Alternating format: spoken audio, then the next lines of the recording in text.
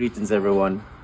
You know, it's a very difficult time across Jamaica. Many people have lost their livelihoods and lost friends and family. You know, our hearts and mind goes out to those people.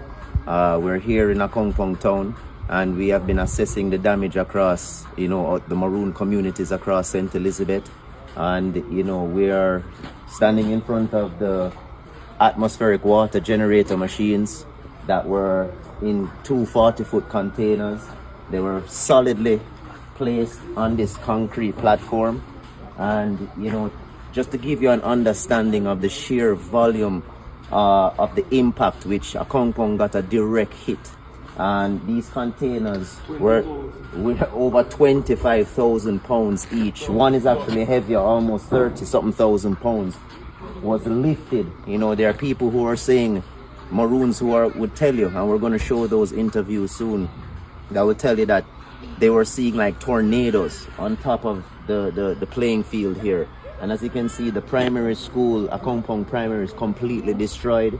The entire roof off of the top of the library has been totally ripped off and flew, you know, almost a mile away where we found it in the bushes. And, you know, the greatest thing, these machines right here were built. This system is the only one in Jamaica, and for that reason, the only one in the region.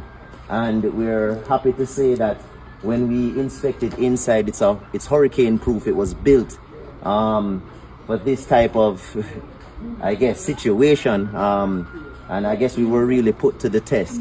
The solar system held up pretty well. We entered the container.